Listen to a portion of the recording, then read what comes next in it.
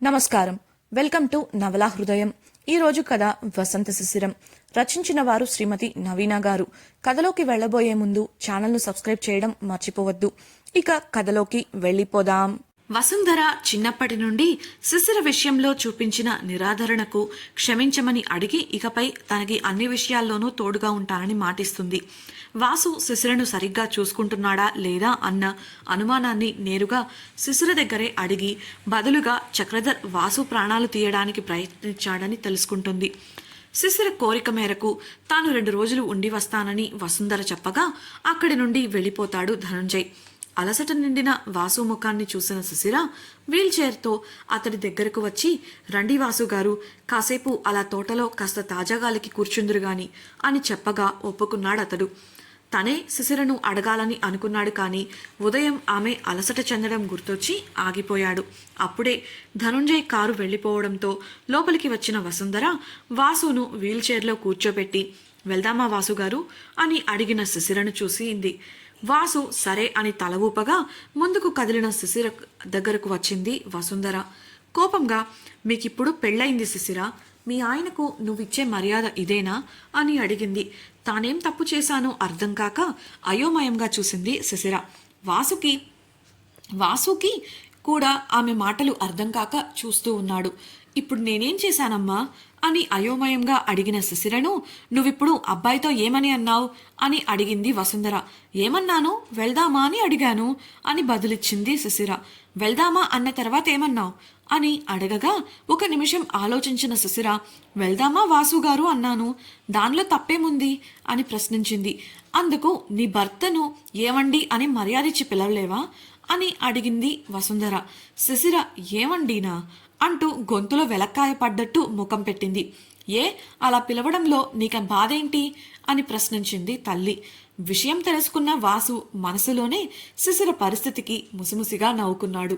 బిక్కముఖం వేసిన శిశిర వాసు వంక ఒకసారి చూసి మళ్ళీ తల్లితో, నేనలా పిలవకపోయినా వాసుగారు అని మర్యాదిచ్చే కదా పిలుస్తున్నాను అని నసిగినట్లుగా అంది. అయితే మాత్రం అబ్బాయిని పేరు పెట్టే కదా పిలుస్తున్నావు, నీకు ఏవండి అనటానికి అంత కష్టంగా ఉంటే బావా అని పిలువు, నీకన్నా అబ్బాయి పెద్దవాడు కదా అని అనడంతో బావానా అంటూ మళ్ళీ షాక్ అయి నోరు తెరిచింది శిశిర. అంతలోనే సరే ఇకపై అలానే పిలుస్తాలేమ్మా అని చెప్పి వీల్ చైర్ను తోసుకుంటూ తోటలోకి వెళ్ళింది శిశిర. వసుంధర శిశిరను చూసి నవ్వుకుంటూ గదిలోకి వెళ్ళిపోయింది. తోటలోకి వెళ్లిన శిశిర వాసును బల్లపై కూర్చోపెట్టి తాను కూడా పక్కనే కూర్చొని ఫోన్ చూస్తోంది. వాసు చూపు మాత్రం ఆమె పైనే ఉంది. ఆ తర్వాత కాసేపు తోట చుట్టూ అతన్ని ఒకసారి తిప్పి గదికి తీసుకెళ్ళింది. అతన్ని మంచంపై కూర్చోపెడుతున్న సమయంలో ఫోన్ మోగగా స్క్రీన్పై ఉన్న ఐషు అన్న పేరు చూసి అనుమానంగా నొసలు చిట్లించింది శిశిర. కారణం ఆ పేరు పక్కనే ఉన్న లవ్ సింబల్.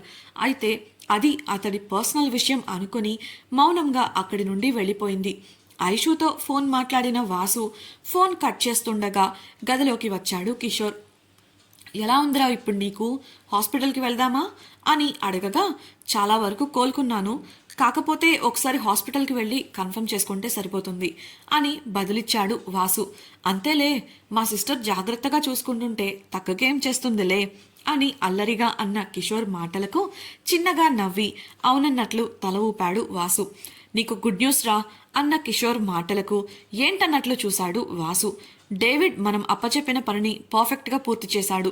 తిరిగి వచ్చిన వారందరినీ వాళ్ళ ఇళ్లకి పంపించేశాం. చాలామంది వెళ్ళిపోయారు, కానీ కొంతమందిని వాళ్ళ కుటుంబ సభ్యులు ఇంట్లోకి రానివ్వలేదు అని కాస్త బాధగా చెప్పాడు కిషోర్.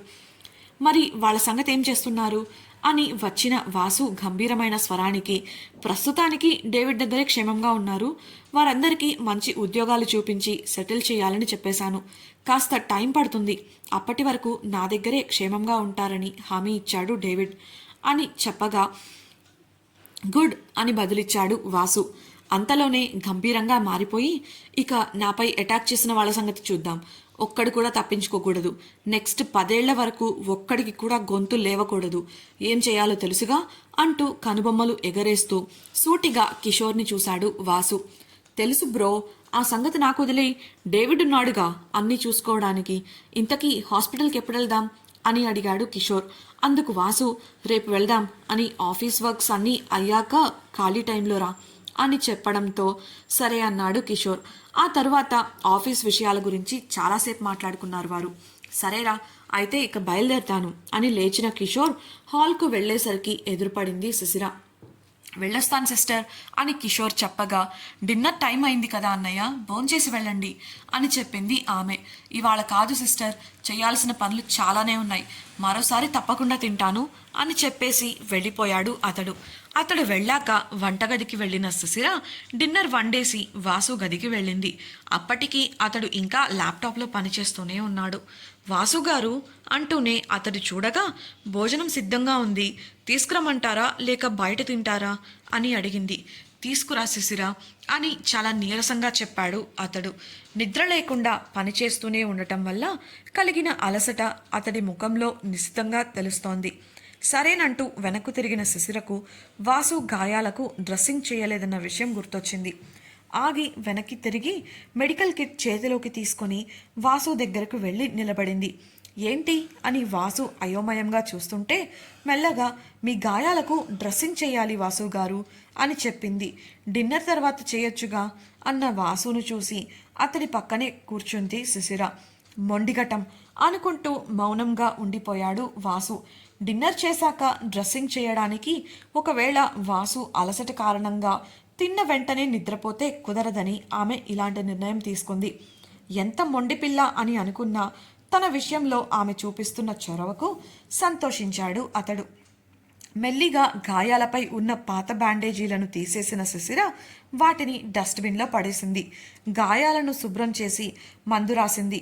తెల్లటి గ్రీకు వీరుడు లాంటి వాసు దృఢమైన శరీరంపై ఎర్రగా కమిలిపోయిన గాయాలను చూసిన ఆమెకు మనసు చివుక్కుమంది. మౌనంగా అతని గాయాలకు డ్రెస్సింగ్ చేసింది. చివరి గాయానికి బ్యాండేజ్ వేస్తూ మొహమాటంగా, మీరేం అనుకోనంటే నాదొక చిన్న సలహా అని చెప్పింది శిశిర. ఏంటో చెప్పు అన్న వాసు అంగీకారానికి, మీరు చాలా అలసటగా కనిపిస్తున్నారు, పని వల్ల ఈ సమయంలో మీరు బాగా ఒత్తిడికి గురయ్యారు, కనీసం తిన్న తర్వాత అయినా పని వదిలేసి ప్రశాంతంగా నిద్రపోవచ్చు కదా అని అంది శిశిర. అతడు చిరునవ్వుతో ఆమెను చూస్తూ, సరే కానీ నాదొక కండిషన్ అన్నాడు. ఏంటి అని అడిగిన శిశిరకు, నువ్వు కూడా ఇవాళ ఇక్కడే నిద్రపోవాలి, నువ్వు అందుకు ఒప్పుకుంటే నేను నువ్వు చెప్పినట్లే చేస్తాను అని చెప్పాడు అతడు. ఆ మాటకు కంగు తిన్న శిశిర అవాక్కై వాసును చూడగా అతడు అల్లరిగా నవ్వుతూ, కేవలం నిద్రపోవడానికి మాత్రమే, ఇంకేం ఆలోచన లేదు అని అన్నాడు. వాసు చెప్పాడంటే అలానే జరుగుతుందని తెలిసినా శిశిరకు మనసులో ఏదో గుబులు. 2 నిమిషాల పాటు ఆలోచించాక సరే అంది. ఇప్పటికే అతడి ముఖం పని ఒత్తిడి వల్ల వాడిపోయింది. ఒకవేళ తానిప్పుడు ఒప్పుకోకపోతే రాత్రంతా అతడు పనిచేస్తూనే ఉంటాడని ఆమె అందుకు ఒప్పుకుంటుంది. శిశిర ఒప్పుకుంటుందని అస్సలు ఊహించని వాసు ఆమె ఒప్పుకోవడంతో మనసులోనే గంతులు వేశాడు. నేను భోజనం తీసుకొస్తాను అని శిశిర బయటకు వెళ్తుంటే, ఒక్క నిమిషం, ముందు మీ అమ్మగారికి పెట్టేసి అప్పుడు మన కోసం గదికి తీసుకురా అని చెప్పాడు అతడు. ఎదురు చెప్పలేక అదే సబబు అనుకొని వసుంధరను పిలిచి భోజనం వడ్డించింది. నువ్వు తిన్నావా అని తింటున్న వసుంధర అడగగా, నేను ఆయనతో పాటు తర్వాత తింటాలేమ్మా, ముందు నువ్వు తినేసి నిద్రపో అని చెప్పింది శిశిర. వాసుతో కలిసి తింటాను అనడం మంచి శకునమే అనుకున్న వసుంధర మౌనంగా తిని తన గదికి వెళ్ళిపోయింది. శిశిర తమ కోసం భోజనం సిద్ధం చేసుకుని వాసు గదికి వెళ్ళింది. మొదట అతడికి తినిపిస్తుంటే, నాకు పెడుతూ నువ్వు కూడా తిను అని అన్నాడు వాసు. సమయం పడుతుంది వాసు గారు అని శిశిర అనగా, పర్లేదు నేను వెయిట్ చేస్తాను అని వాసు అనడంతో అతడికి పెడుతూనే తాను కూడా భోజనం తినేసింది. సామాన్లన్నీ వంటగదిలో పెట్టి వచ్చి అతడి పక్కనే మంచంపై కూర్చొని మందులు వేసింది.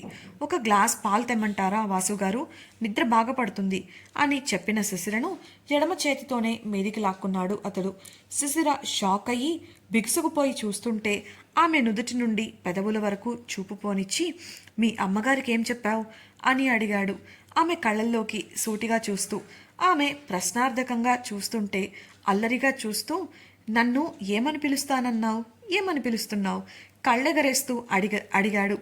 అందుకు శిశిర ఇబ్బందిగా కదులుతూ తలదించేసి అది అది అంటూ నసిగింది.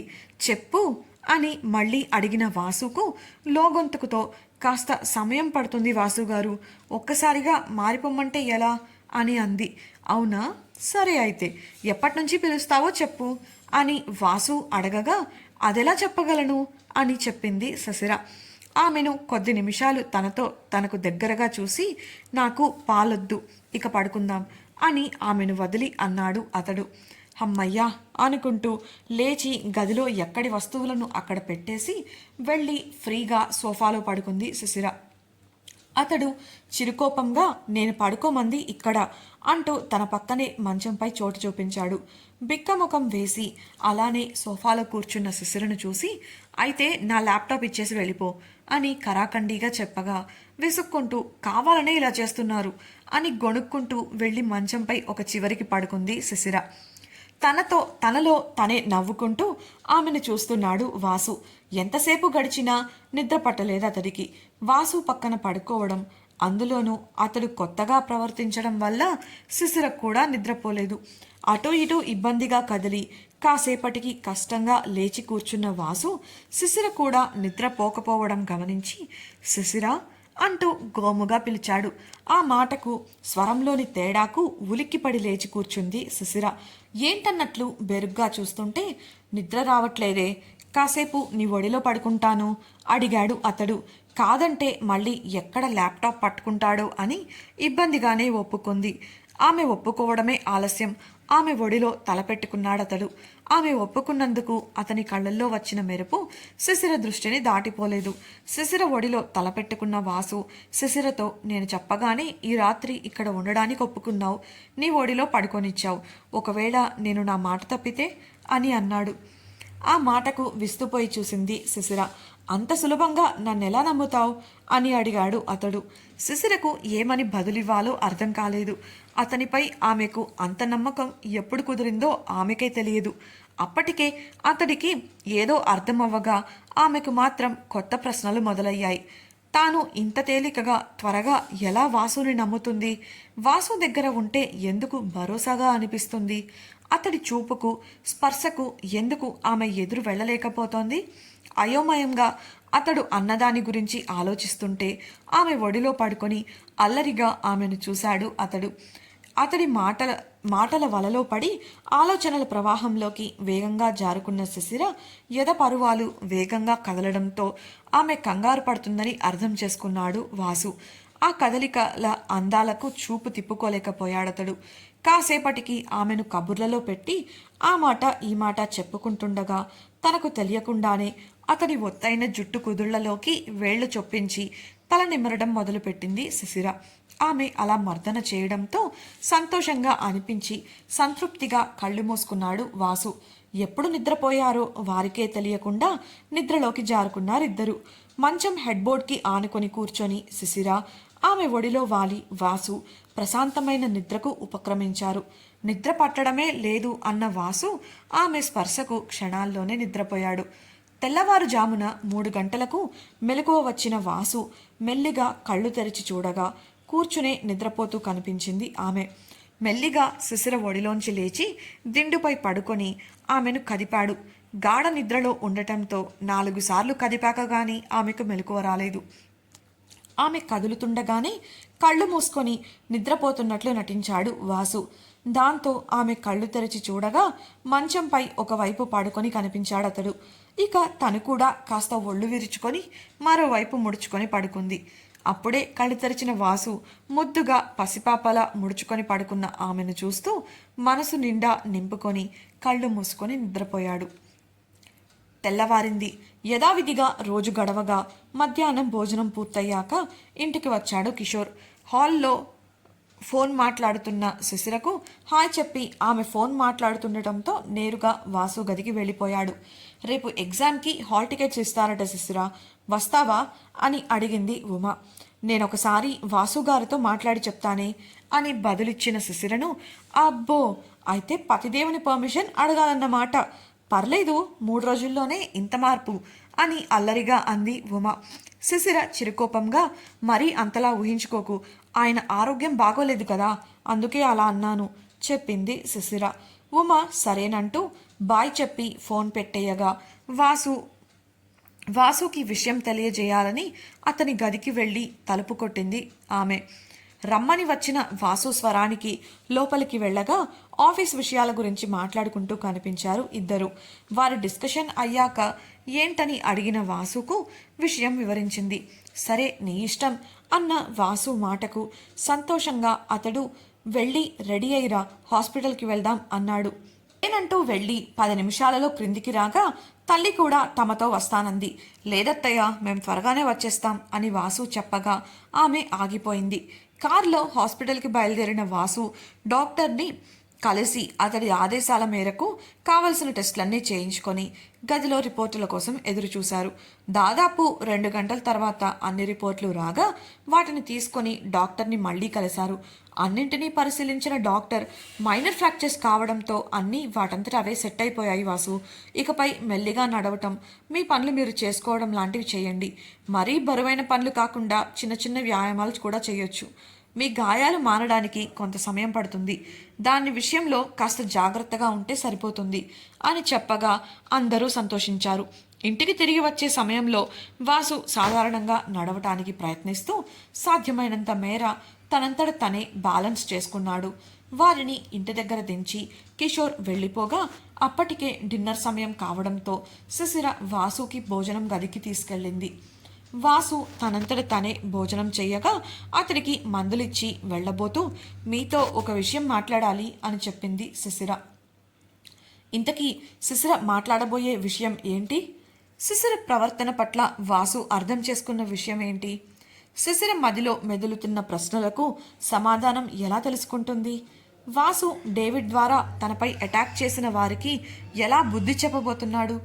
తెలుసుకోవాలనుందా? అయితే ఛానల్ను సబ్స్క్రైబ్ చేసి వసంత శిశిరం రాబోయే ఎపిసోడ్స్ని వినేయండి. అలాగే మీకు ఈ నావెల్ నచ్చినట్లయితే వీడియోని లైక్ చేసి మీ సన్నిహితులతో షేర్ చేయండి. మీ అభిప్రాయాలను మాతో పంచుకోవడం కోసం కామెంట్ సెక్షన్లో తెలియజేయగలరు. ఇట్లు మీ నవల హృదయం team. Thank you for listening.